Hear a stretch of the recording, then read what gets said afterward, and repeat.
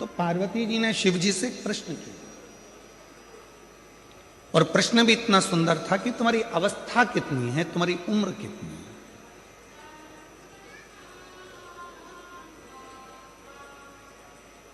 और यही प्रश्न एक बार और आया था कि एक संत भ्रमण करते करते एक शिष्य के घर पर पहुंच गए, और शिष्य के घर पर गए तो उनकी माताजी ने उनको प्रणाम करा, पुरुष ने उनको प्रणाम करा, बेटे ने प्रणाम करा, बहू ने प्रणाम करा, पोता पोती ने प्रणाम करा, सब ने प्रणाम किया।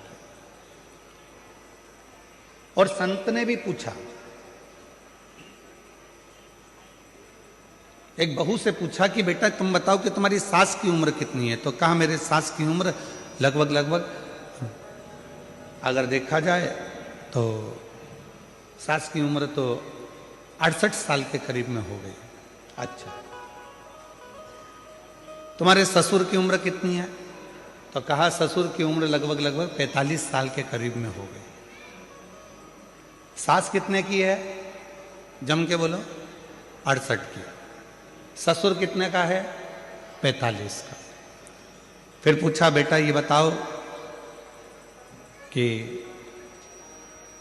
तुम्हारी उम्र कितनी है? कहा गुरुजी मैं 38 साल की हूं। अच्छा, पति की उम्र कितनी है? कहा गुरुजी बस कल ही पैदा हुए हैं, कल पैदा।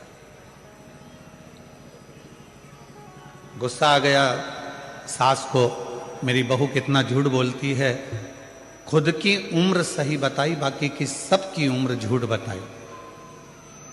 मेरा पति अगर 45 साल का होगा और मेरी उम्र 68 साल की होगी तो क्या शादी हुई होती? और पति अगर कल पैदा हुआ है तो इसकी शादी किसके साथ हुई? ये पक्की झूठ बोल रही है। इतने में तुरंत गुरुजी ने कहा, संत बोले मां मैंने आपकी बहू से उम्र नहीं पूछी है, मैंने आपकी बहू से पूछा कि कौन कितने समय से भगवान शंकर की भक्ति में लगा है, मैंने ये पूछा। कोई 68 साल, कोई 45 साल, कोई 38 साल, और पति को रोज कहती थी कि शंकर जी के मंदिर में 1 लोटा जल चढ़ाने चलो, 1 लोटा जल डालने चलो। वो कल से जाना चालू करा है तो पति की उम्र भी बस कल से ही प्रारंभ हुई है। जिसने अपनी जिंदगी में जो अच्छा काम किया और जिस दिन से प्रारंभ किया, समझ लेना कि तुम्हारी असली उम्र उस दिन से प्रारंभ हो गई।